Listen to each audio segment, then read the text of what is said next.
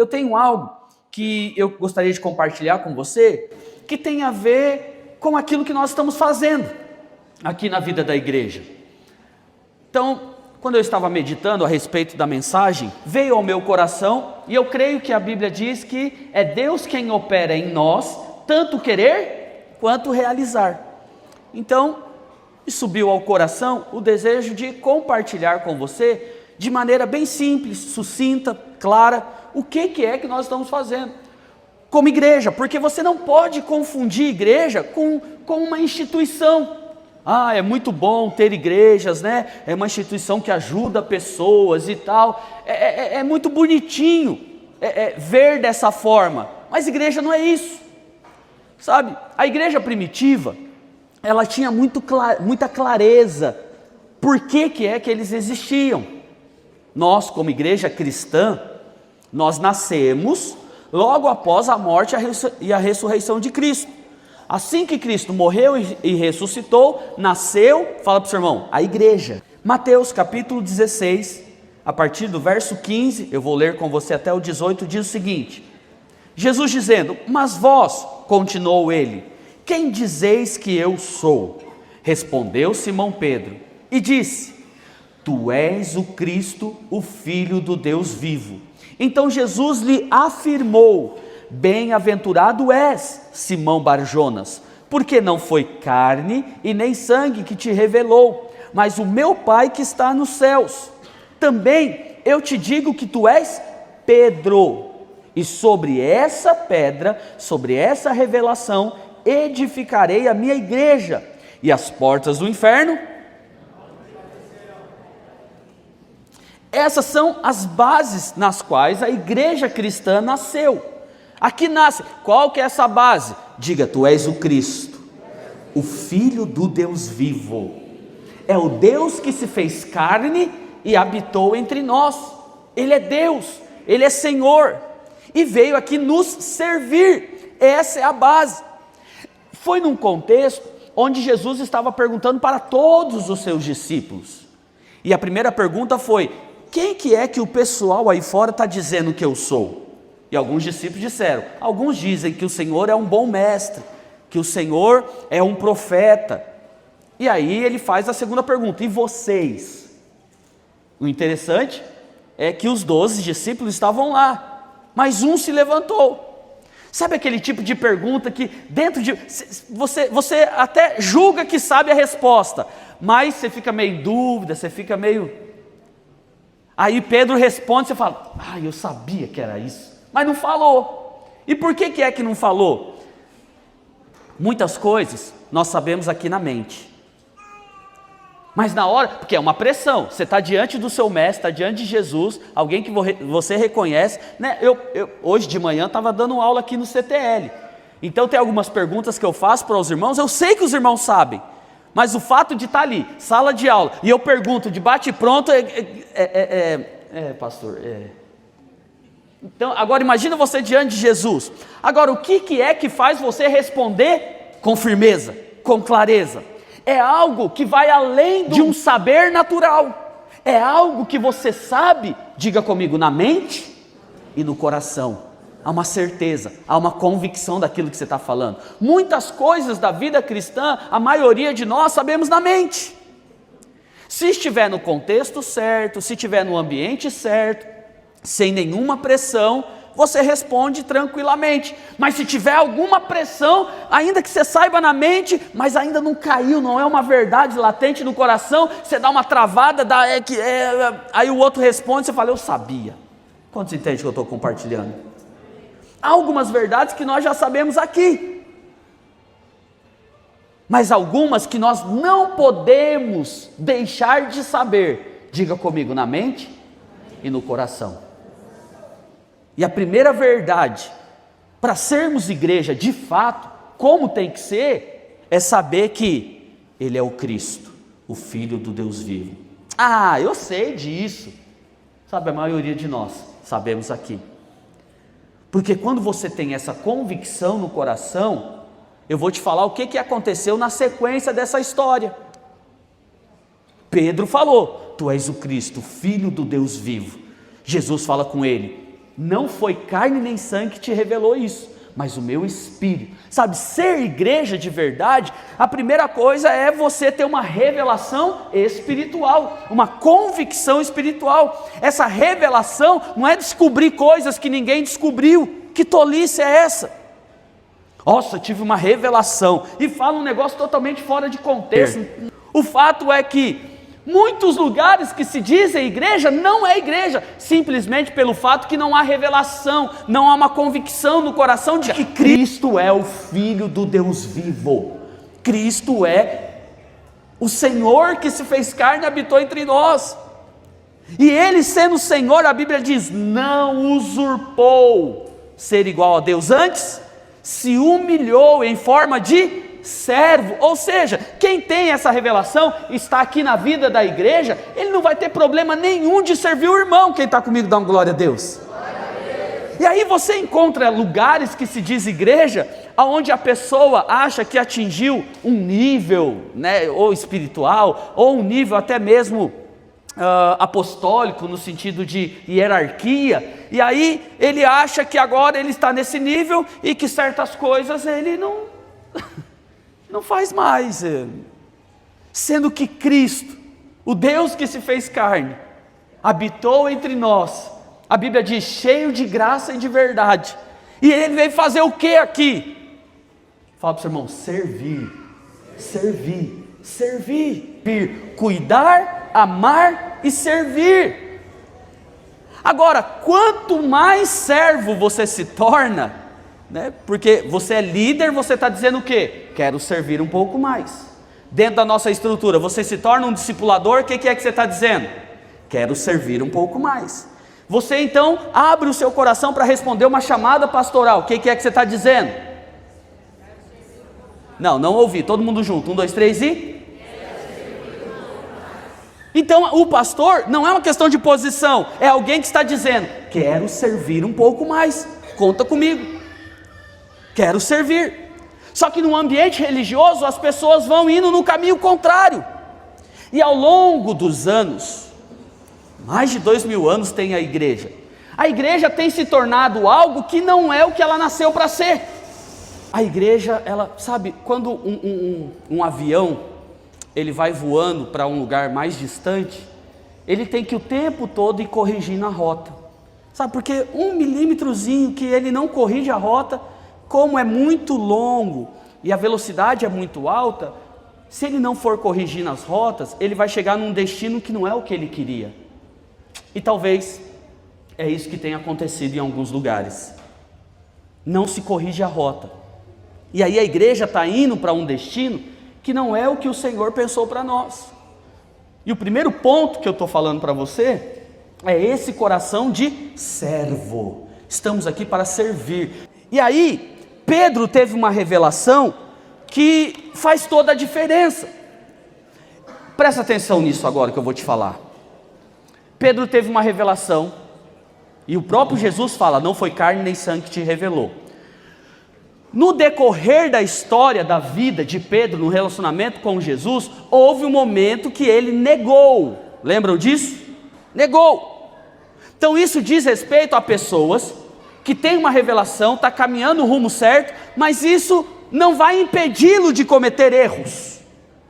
E outra coisa então, que é fundamental na vida da igreja, é você pensar na igreja como família, e não como instituição. Porque numa instituição de trabalho, por exemplo, se a pessoa comete um erro, ele toma uma advertência. Não estou dizendo que é certo ou errado, estou dizendo que é assim que funciona, ok? Cometeu um erro, recebe uma advertência. Cometeu 2 erros, 2 advertências, 3 erros, fala para o seu irmão, vai, tchau. Mas na família não é assim. Na família o seu filho errou, você ficou muito bronqueado, mas você manda ele embora? Mas ele errou 2 vezes agora. Ah, não, 2 vezes é demais. Tchau, filho. É assim que você faz, sim ou não? Mas se ele errar 3 vezes? E se ele errar 4? 5, 6, 7? Fala para o seu vizinho, é filho. É filho. É filho. É inadmissível então, alguém que se diz igreja, por conta de erro do irmão, simplesmente expurgá-lo. Se é igreja de verdade, fala para o seu irmão, entre erros e acertos, nós aproximamos as pessoas, nós chamamos para perto. Mas agora eu quero te dizer outra coisa, principalmente no erro. Fala para o seu irmão, isso é ser igreja, irmão, isso é ser igreja. Só que a igreja foi tomando rumos que eu não estou entendendo o que é que está acontecendo, e por isso então há uma necessidade, uma responsabilidade de te falar de maneira simples e clara o que é a igreja e o que é que nós estamos fazendo aqui e o porquê que nós estamos fazendo. Igreja agrega.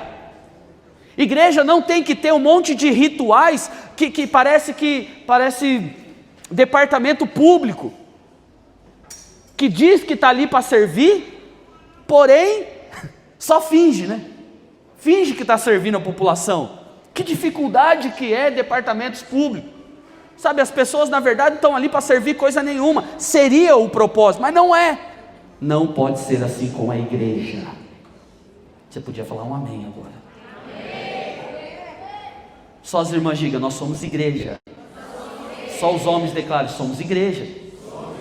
Não somos uma instituição, nós somos o corpo vivo de Cristo. Primeiro ponto, viemos aqui para servir. Quem crê nisso dá um glória a Deus bem forte. Viemos aqui para servir. Segunda coisa, nós estamos aqui para agregar pessoas, para cuidar de pessoas, independente dos erros ou dos acertos. Se você ficar colocando régua, pastor, isso aí vai virar uma bagunça. Mentira do diabo. Mentira. Pensa na família. Uma família que acolhe, que cuida. O filho errou, acolhe, cuida, errou de novo, cuida. Na pior das hipóteses, aquele filho não teve jeito, ele decidiu tomar as escolhas erradas, mas esse filho sai dizendo, a minha família fez tudo o que podia fazer. Isso é família, isso é igreja. O Deus se fez carne, habitou entre nós para servir. Diga comigo, para cuidar, amar e servir. A pregação de Jesus foi o tempo todo amor, perdão e reino de Deus. Amor, perdão e reino de Deus. Vocês lembram da história daquela mulher que foi pega em adultério? O que é a lei, ou o que é a religiosidade? O que todo mundo mandava fazer? Apedrejar. O que Jesus faz? Aquele que não tem pecado pode atirar a primeira pedra. Ele acaba com toda a hipocrisia e religiosidade. Você pode dizer aleluia por isso? Sabe, é muito ruim quando a igreja, não instituição, igreja, diga família, comunidade, a igreja, ao invés de seguir os passos da revelação que Pedro teve, qual que é a revelação? Tu és o Cristo, o Filho de Deus vivo. Mas quem é essa pessoa? O que está por trás dessa revelação? Alguém que é extremamente autossuficiente, mas ele não se pautou nas suas prerrogativas divinas, simplesmente abriu mão de tudo isso e veio aqui nos servir. Olha o que a Bíblia diz: Ele nos amou quando ainda éramos inimigos dele. Nós precisamos expressar essa verdade, porque nós somos igreja. Acolher. Não importa quantas vezes errou, sabe, nós não nos chamamos de irmão por acaso, é o sangue de Cristo que nos une em uma só família, um só espírito, sabe, se você pensar em igreja como instituição, nós vamos estar muito longe, ou muito aquém da realidade pela qual Jesus Cristo morreu na cruz do Calvário. Ele morreu na cruz do Calvário para que nós pudéssemos expressá-lo. A Bíblia diz que nós somos embaixadores. E eu quero te falar uma verdade então. Se nós tivermos essa postura como igreja, como família, pessoas que vão cometer erros no nosso meio, elas vão continuar sendo amadas. E o resultado disso é que essas pessoas vão vencer as suas fraquezas. Você está me ouvindo? É assim que vai acontecer. É assim que aconteceu na minha vida pessoalmente. Eu errava e o Espírito Santo me acolhia, me chamava para perto, ao invés de me afastar. A minha mentalidade religiosa me fazia afastar de Deus quando eu errava. Mas quando eu entendi o sacrifício de Jesus na cruz do Calvário, o que significa? O Deus que se fez carne habitou entre nós, ainda que eu errasse, eu aprendi a ir para Ele. Por isso que a Bíblia diz que nós devemos entrar na presença de Deus com ousadia. Aí eu te pergunto, se coloca na posição de filho, lembra do seu pai. Você fez tudo certinho. Você tinha que ter algum tipo de ousadia para entrar na presença do seu pai? Se você fez tudo certo? Você simplesmente vai. Você fez tudo certo aquele dia, o seu pai está feliz com você, e você vai lá e dá um abraço nele e pronto, acabou. Mas o dia que você fez tudo errado, só aprontou, e aí o seu pai te chama, vem cá. Você tem que ter muita ousadia para ir para a presença do pai. Porque entrar na presença de Deus não é baseado naquilo que você faz. Entrar na presença de Deus é baseado naquilo que Cristo fez na cruz do Calvário. Eu creio naquilo que Cristo, na cruz do Calvário, Ele me justificou, me lavou, me purificou. E aí quando você não abre mão de estar na presença de Deus, a presença dEle vai te ensinando, vai transformando a sua vida. A religiosidade vai tentar transformar você de fora para dentro. Tem prazo de validade, não vai funcionar. Mas o Cristo que se fez carne, aquele que Pedro teve revelação, Ele nos transforma de dentro para fora. Ele transforma a sua mente. Romanos 12:12. Não vos conformeis com esse mundo, mas transformai-vos pela renovação da vossa mente. Vai renovando a palavra. Pois bem, por que eu estou falando de erros? Porque esse Pedro, que teve a revelação, cometeu um grave erro. Ele negou a Jesus. E com base no que eu estou ensinando isso para você? Jesus morreu e ressuscitou. Qual foi a primeira pessoa que Jesus foi ver? Não ouvi. Pedro. Agora, teve uma pessoa, a primeira pessoa que Jesus foi ver, mas teve uma pessoa que ela foi a primeira a ir lá ver Jesus. Foi Maria. Fala para o seu irmão, isso é outra pregação. Maria, sabe, isso fala daquelas pessoas que sempre foram apaixonadas por Jesus, nunca abandonaram Jesus, e aquele crente, joia, ele sempre está na presença, ele sempre quer estar perto. Mas a minha ênfase hoje é naquele que a maioria de nós aqui nos identificamos, é Pedro. Teve revelação, entendeu, mas cometeu erros.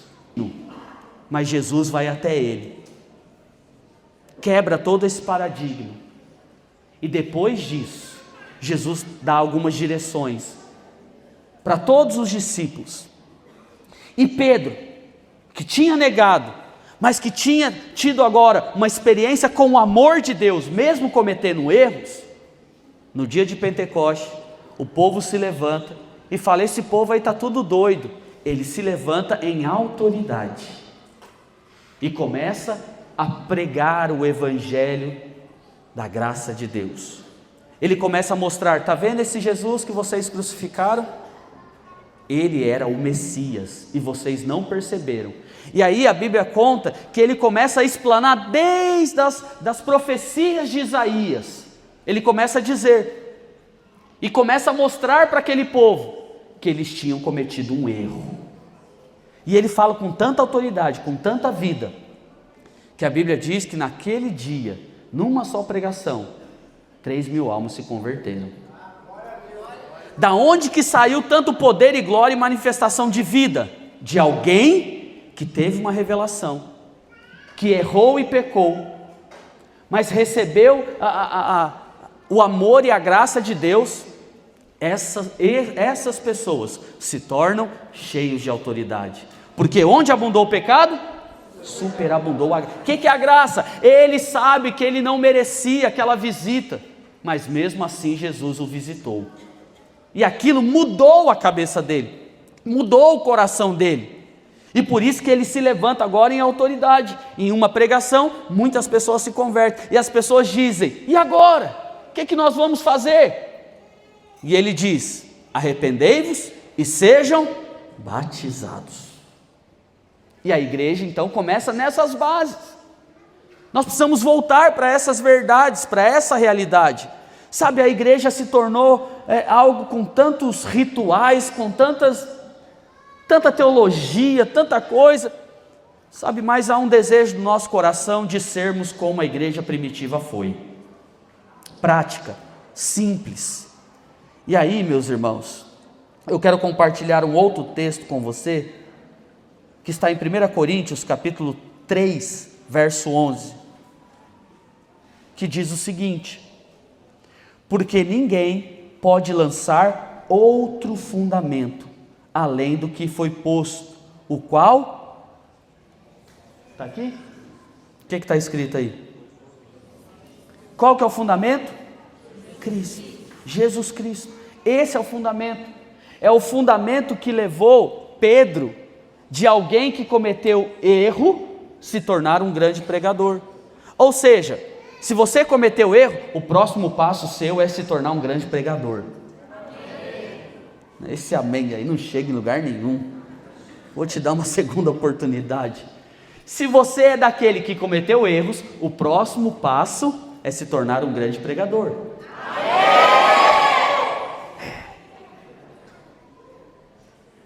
Da próxima vez seja mais espontâneo, tá? Foi bem forçado esse. Mas presta atenção nisso. Sabe, a religiosidade coloca na nossa cabeça que Deus vai usar pessoas maravilhosas em si mesmo. Essa semana eu perdi as contas de quantas vezes eu contei a história do burrinho. E eu sei que a maioria já sabe. Mas por causa do contexto eu preciso te contar. Conta-se a história que o burrinho chegou em casa e falou: mãe, não é por nada não, hein? Mas aquele povo lá de Jerusalém gosta de mim. Você não acredita, eu estava entrando em Jerusalém, estava todo mundo lá me esperando. Bateram palma para mim e tal, e tinha plantas e flores assim, abanando e tal. A mãe dele falou: é? Verdade?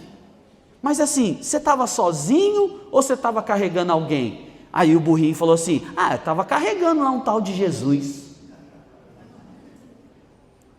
E a mãe dele falou: amanhã você experimenta entrar lá em Jerusalém sem carregar Jesus para ver o que acontece. Fala para o irmão que está do seu lado: nós é só o burrinho. Se você não carregar Jesus, nada acontece. Mas ainda que sejamos apenas o burrinho, se Jesus estiver no seu cangote, se você carregar Jesus, aonde eu quero chegar? Há muitos lugares que se diz igreja e que já deixou de carregar Jesus há muito tempo. Jesus não é mais o centro daquela reunião. Jesus não é mais o centro da vida daquelas pessoas. Talvez eles se tornaram tão grandes, tão proeminentes, que Jesus não cabe mais ali. Eles até pronunciam o nome de Jesus, mas não é mais uma verdade do coração, com uma revelação que muda a atitude, como na vida de Pedro. Tu és o Cristo, o Filho do Deus vivo. E como Cristo, sabendo que Ele é Deus e mesmo assim Ele nos amou e veio aqui nos servir, nós nos colocamos da mesma forma. Então diga para a pessoa que está do seu lado: estou aqui para te servir, meu irmão. Estou aqui para te servir. Olha para cá, eu acredito com todas as minhas forças que essa igreja que entendeu que está aqui para servir pessoas, essa igreja vai representar Cristo. De verdade, Cristo é o centro. Como que nós colocamos Cristo no centro? Não é cantando meramente músicas ou pronunciando o nome dele. É nos relacionando como ele se relaciona. É tendo a atitude que Jesus teria. Tem uma célebre frase que diz: em seu lugar, o que faria? Você pode dizer isso para a pessoa que está do seu lado? Em seu lugar, o que faria Jesus? Pare para, sabe, tem momentos da vida que você quer dar uma chapuletada na orelha do outro, sim ou não? Tem ou não tem? Aí você consegue imaginar Jesus chapuletando a orelha do outro? Sim ou não? E aí fica fácil saber o que é que você tem que fazer. As irmãs que são casadas. Não vou entrar nisso aí não, que é perigoso. Não vou entrar nisso aí não. Quero ler outro texto bíblico. Quando a gente lê Bíblia fica melhor. Efésios capítulo 4, verso 11 e 12.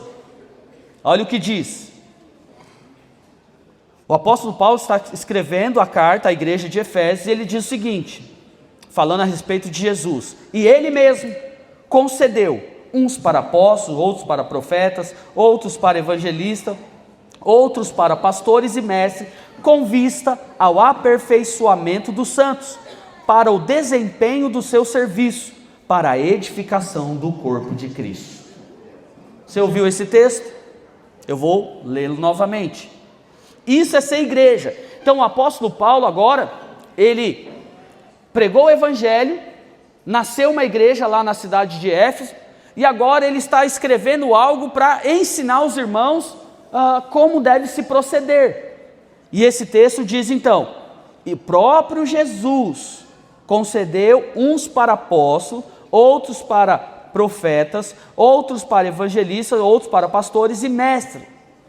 E aí, o que é que a igreja, que não entendeu o que é família, que é corpo, a igreja, a instituição fez?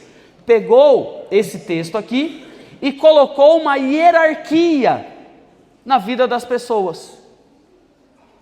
Apóstolo, que é maior do que profeta, profeta que é maior do que pastor, evangelista que dependendo do alcance do ministério dele, nós colocamos ele num pedestal, e ao invés de você compreender o que o texto está querendo dizer, nós fazemos então hierarquia, posições dentro da vida da igreja.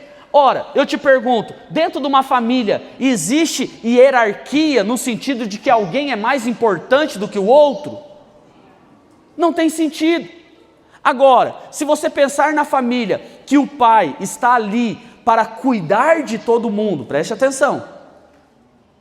O pai está ali para cuidar de todo mundo, e aí os filhos e a esposa reconhecem o amor e o cuidado que o pai tem, e por isso lhe dão respeito. Amém, irmãos? Isso é família, isso é normal. Os filhos que olham, a mãe servindo e cuidando, e por isso ela ganha o respeito dos filhos.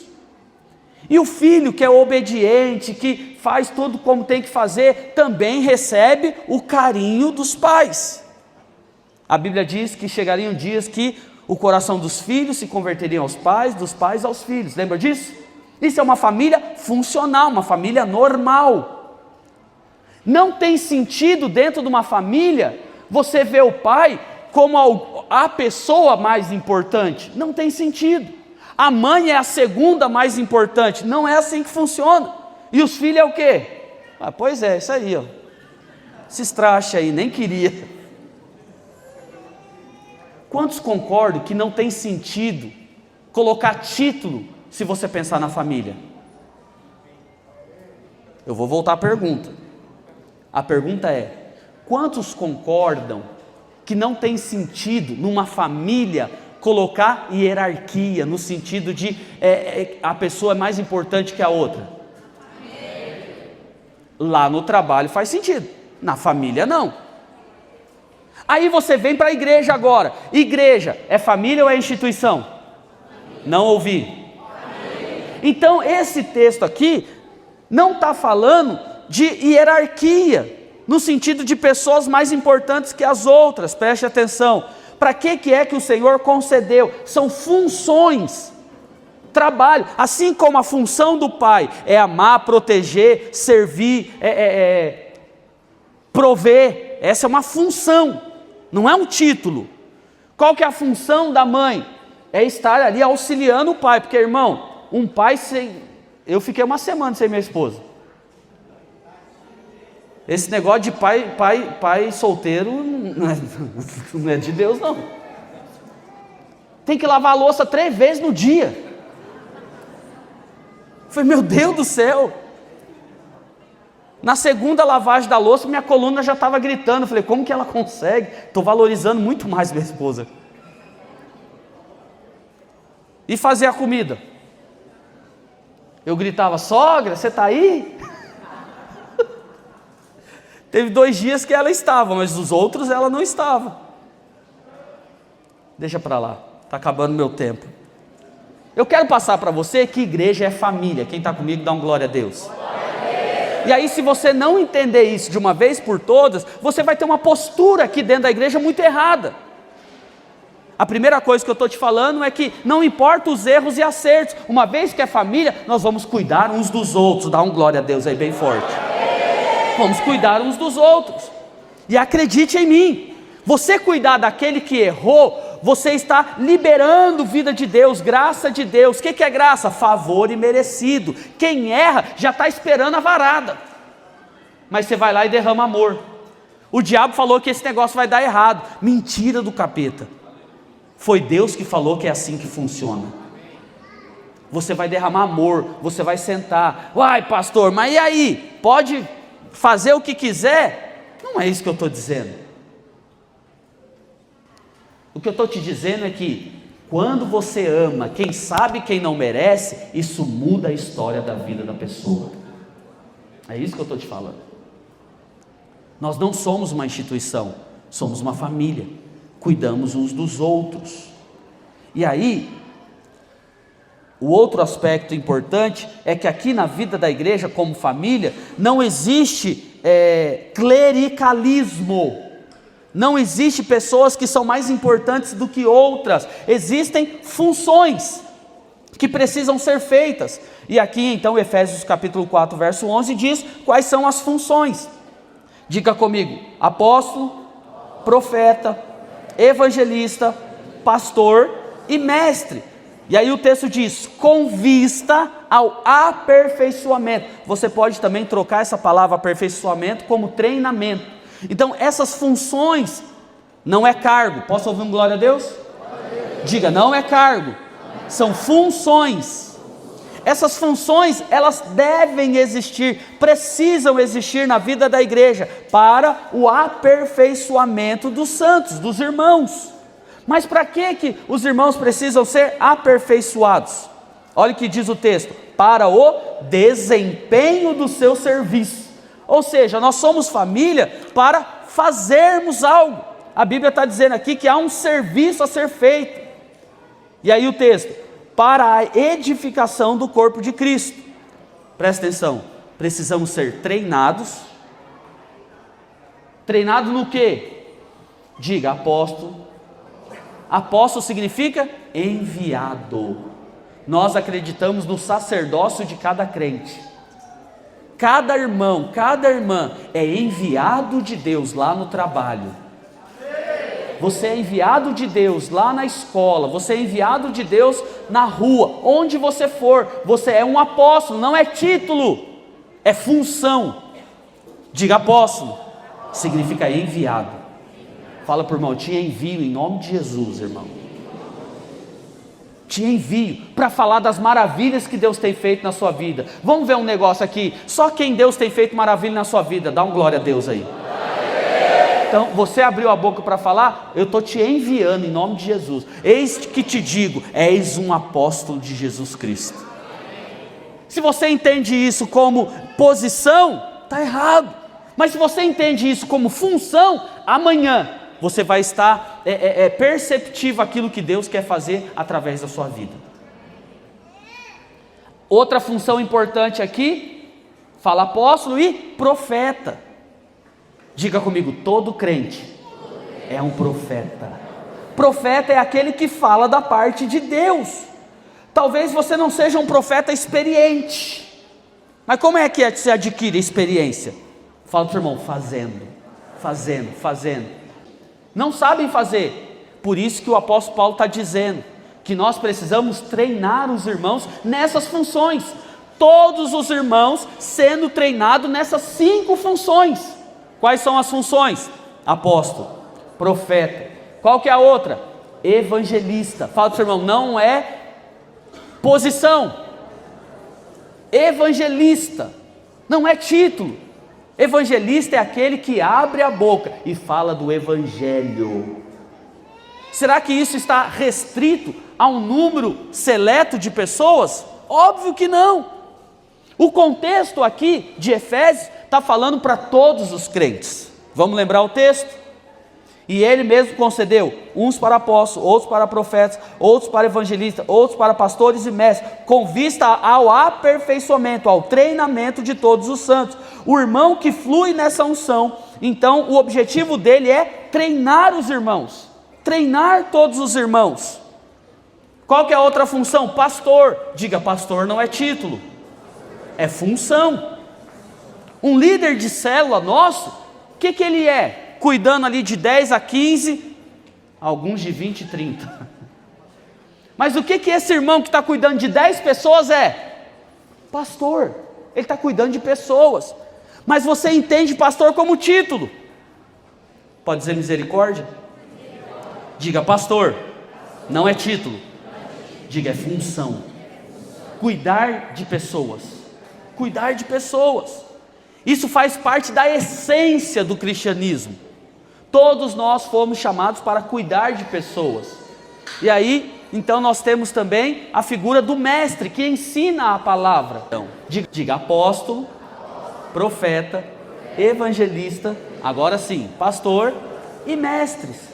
São funções para que toda a igreja flua. No quê? O que é necessário? No serviço. Que serviço é esse? O texto diz: edificação do corpo de Cristo. Todos nós estamos envolvidos. A igreja existe para edificar o corpo de Cristo aqui na terra, para cuidar uns dos outros, para sermos representantes do reino de Deus. Caminhando para o fim, Efésios capítulo 2, verso 20 a 22. Edificados sobre o fundamento dos apóstolos e profetas, sendo ele mesmo, Cristo Jesus, a pedra angular, no qual todo o edifício, bem ajustado, cresce para santuário dedicado ao Senhor, no qual também vós juntamente estáis sendo edificados para a habitação de Deus no Espírito. Diante desse texto, eu só quero te dizer uma coisa: nós estamos envolvidos em uma obra, onde estamos sendo edificado e edificando. Só existe edificação na vida de quem está edificando. Quem está junto, entendeu que Cristo é o centro, e que nós estamos aqui sendo privilegiados. Deus poderia fazer tudo sozinho, irmão, mas Ele escolheu nos usar. Feche os seus olhos onde você está. Enquanto a equipe ministra uma canção rapidamente, eu quero que você fale com Deus. Sabe, nessa noite, de tudo que eu falei, se você guardar que Deus está te chamando para fazer parte da família dele, e que você está sendo edificado, e você está sendo chamado para edificar junto, é o que eu fico satisfeito. Jesus Cristo morreu na cruz do Calvário, e através do seu sangue, Ele nos lavou, nos comprou, nos justificou, e agora, por aquilo que Ele fez na cruz do Calvário, nós podemos entrar com ousadia na presença dEle. Na presença dEle, nós recebemos uma missão, e para edificar o corpo de Cristo, nós precisamos crescer no entendimento do que Efésios capítulo 4, verso 11 está dizendo. Não veja apóstolo como título. Apóstolo significa os crentes sendo enviados. Não veja profeta como título. Veja como pessoas que falam da parte de Deus. Quem são essas pessoas? Todos aqueles que creem pela fé, que foram lavados, redimidos e santificados. O evangelista não é um título. Você está sendo chamado para abrir a sua boca e evangelizar e falar. Falar. Você não precisa ser um doutor para falar das coisas de Deus. Você precisa ser alguém que teve uma experiência e fala da experiência que você teve.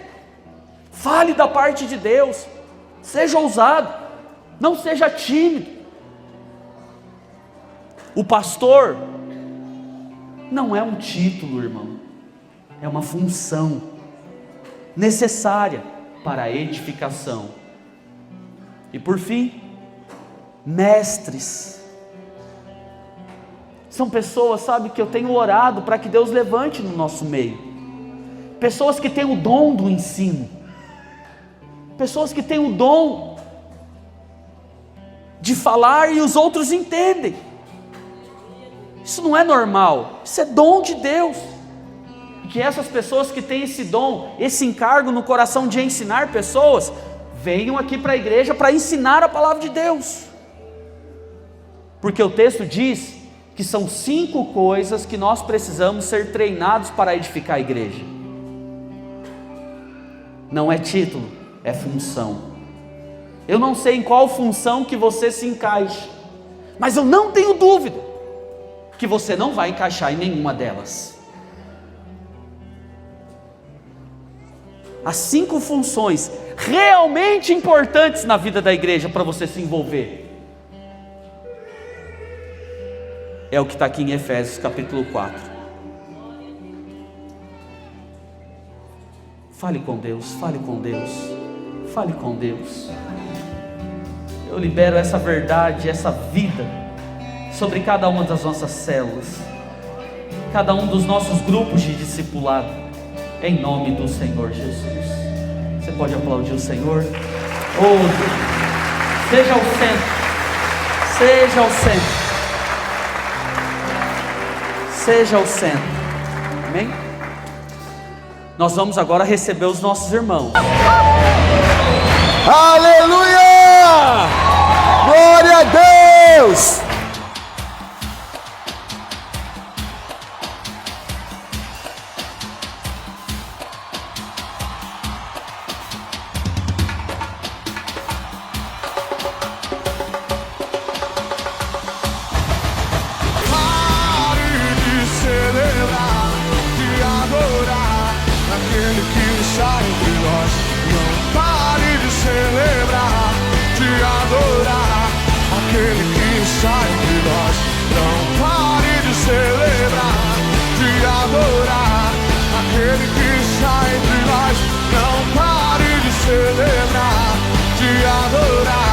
Aquele que está entre nós. Quantos creem que Ele está aqui?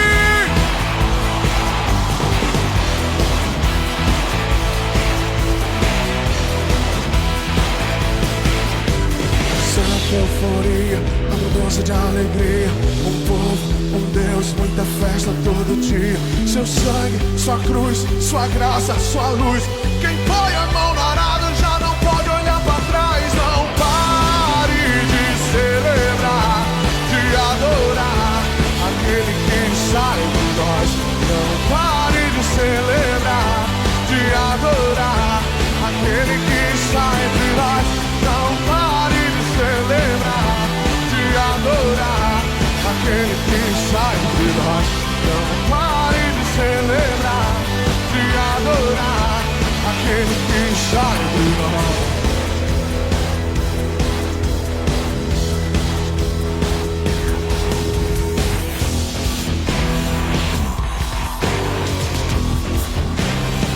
Os justos saltam de alegria, grito de júbilo.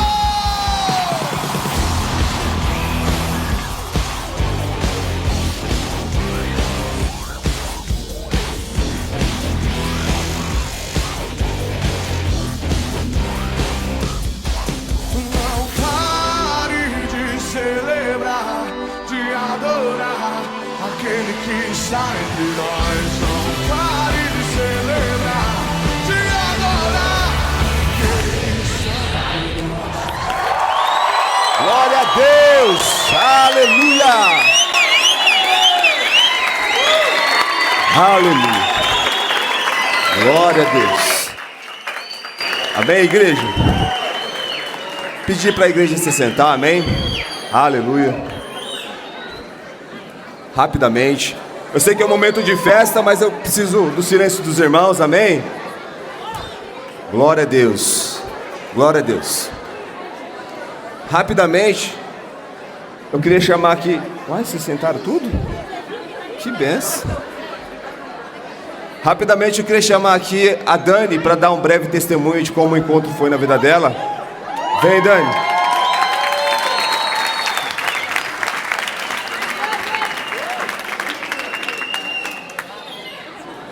Graça e paz, irmãos. O que eu tenho para relatar para os irmãos, que na realidade eu fui encontrada novamente por Jesus. Pela situação que eu estava vivendo, por tudo que eu estava passando, o Senhor me resgatou. Né? Eu sirvo a Cristo já tem muitos anos, mas eu nunca tive uma experiência tão maravilhosa como eu tive nesse encontro. E eu pude ver muitas coisas, entender muitas coisas na minha vida. Eu falo hoje, eu conversando com Deus, eu entendi que se eu não fosse no encontro desse mês, no próximo, eu não chegaria ao próximo encontro. Pela situação que eu estava vivendo, pensamentos de suicídio que passavam na minha cabeça, e eu sempre fui uma pessoa que sempre gostei de ajudar as outras pessoas. Então, assim, eu fui muito ajudada, eu tenho sido muito ajudada. E assim, irmãos, vale a pena passar pelo encontro, porque é maravilhoso! Glória a Deus. Aleluia. Pedir para o Carlos Alexandre agora. Cadê o Carlos?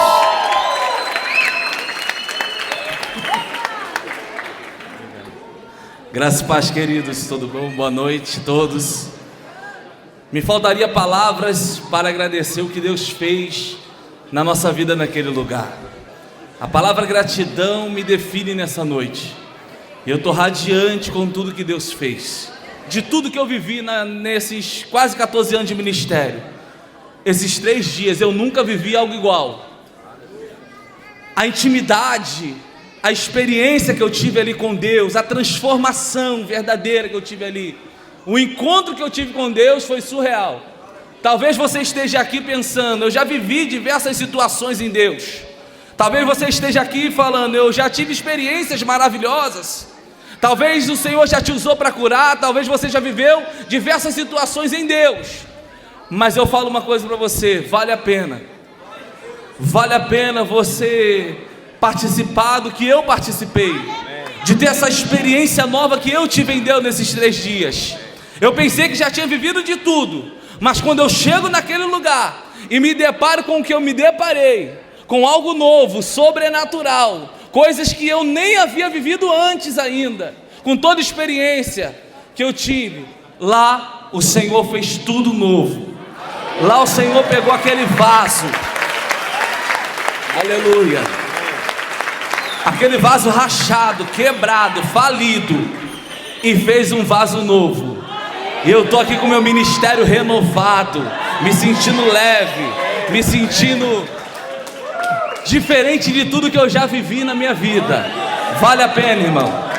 Vale a pena passar pelo encontro. Vale a pena, amém? Aleluia. Aleluia. Obrigado. Aleluia. Uai, vocês estão empurrando ele ou ele quer?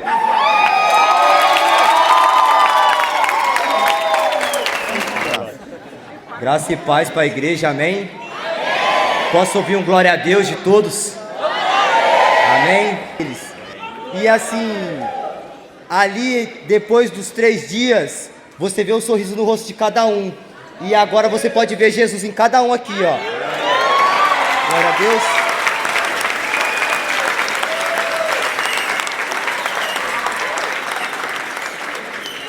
E é isso aí, o trabalho de Deus não pode parar. Amém.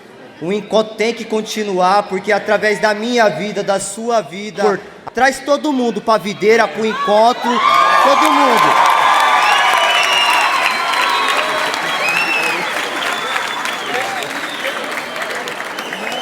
Aleluia. Pra gente encerrar esse momento, quero chamar o casal aqui, Fernando e sua esposa.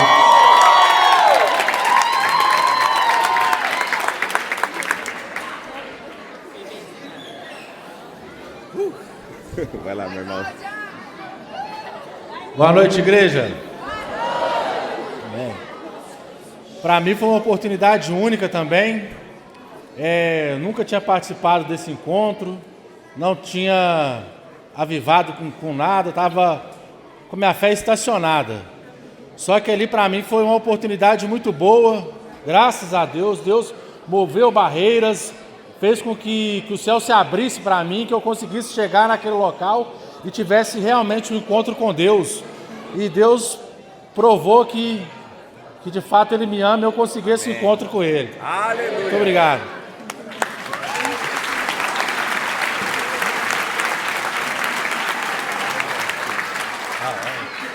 Boa noite, pessoal. O que eu tenho para falar é que quem não foi para o encontro, não perca a oportunidade.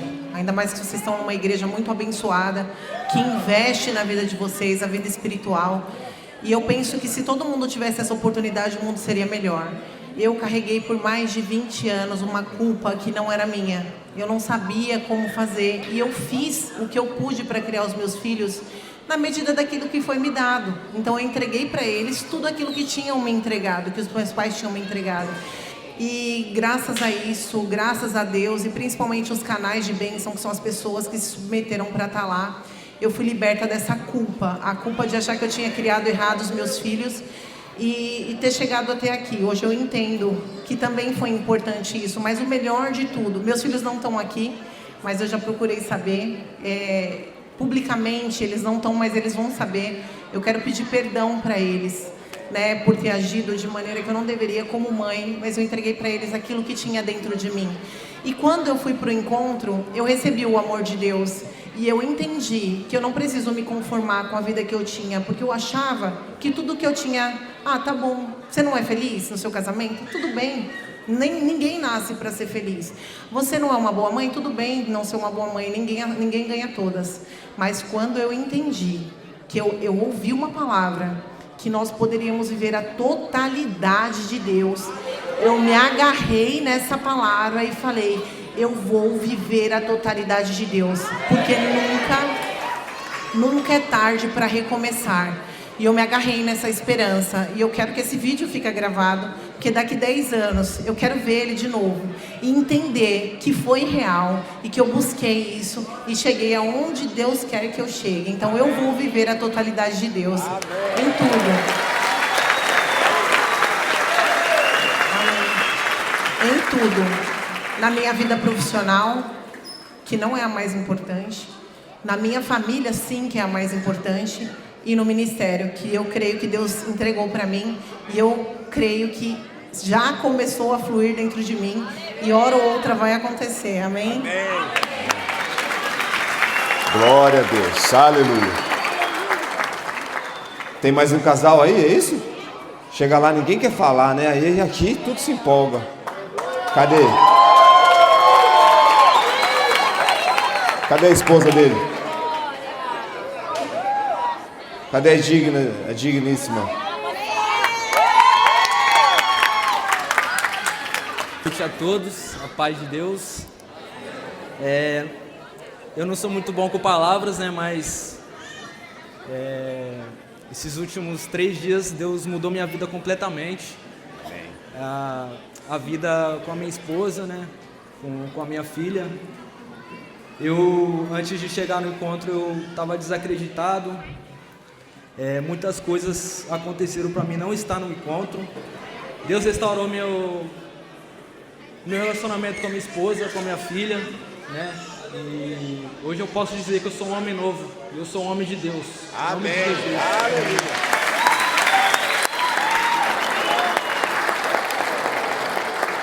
Ai, meu Deus, gente, a gente brigou muito feio no dia que era para ir pro encontro, né? E Deus me transformou a minha família. Eu amo Ele, eu quero que a gente esteja uma família abençoada por Deus, que a gente pregue a palavra de Deus que a gente ganhe alma para Cristo e que minha filha cresça também nesse ambiente. Amém. E é isso. Estou muito feliz, restaurada. Glória a Deus.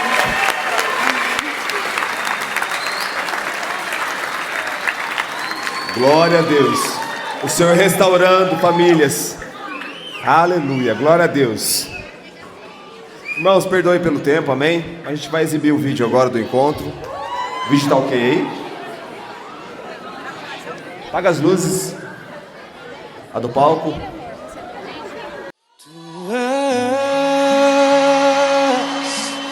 quem a minha alma esperou, a fonte da vida que me encontrou.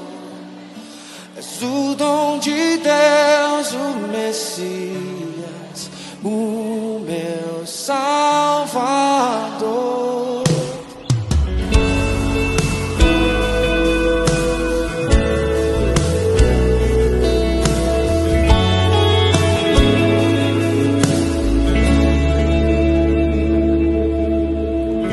Junto à poça estava eu, quando um homem judeu viu a sede que havia em mim.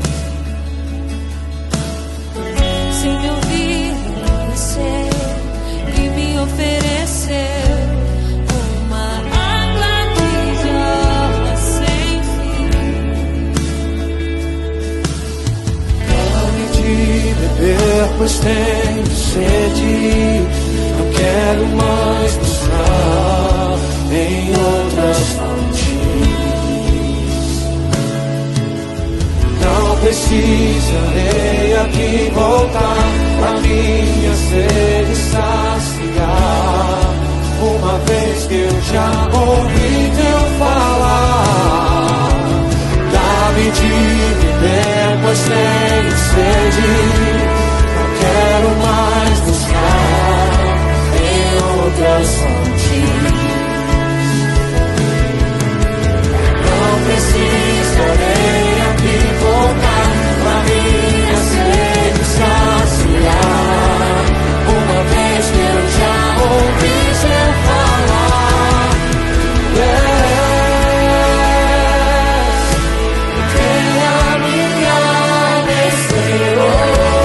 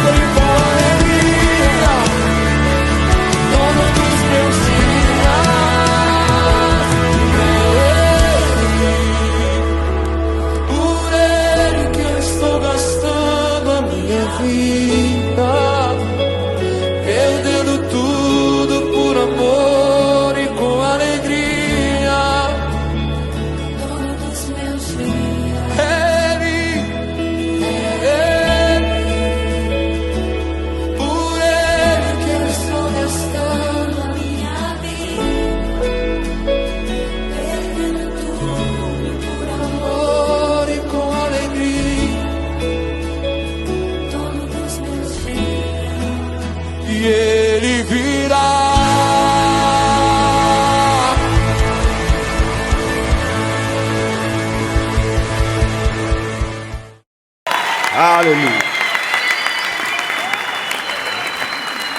Aleluia. Amém, irmãos? Vamos ficar de pé, encontristas. Queria pedir para a igreja também ficar de pé, acenda as luzes. Gostaria de orar pela vida de cada um desses irmãos, homens e mulheres que tiveram experiência com Deus. Amém? Abençoar a vida deles para a gente estar encerrando o nosso culto. Estenda suas mãos para cá, igreja, amém? Encontristas, faz a mão assim, ó, de quem recebe. Estenda as mãos assim, ó, de quem recebe, amém? Pai, nós colocamos, Deus, a vida de cada encontrista aqui diante do Senhor. Declaramos que essa experiência que eles tiveram com Deus, que foi tão marcante, possa levá-los a experimentar o Senhor agora de uma nova forma, de fazer aquilo que Ele faz, em nome de Jesus. Nós abençoamos a vida de cada um, declaramos o poder de Deus se manifestando sobre a vida de cada um, famílias, lares que foram restaurados, em nome de Deus, estão sendo guardados, selados pelo poder do Espírito. Declaramos que o poder de Deus se manifeste sobre a vida deles poderosamente. Declaramos como igreja que eles receberam uma nova família, a família de Deus, a família em Cristo. Estamos aqui para amá-los, servir e cuidar de cada um deles, em nome de Jesus. Aplauda o Senhor, igreja. Glória a Deus. Pode receber os encontristas, amém? Estamos encerrados no nosso culto, glória a Deus.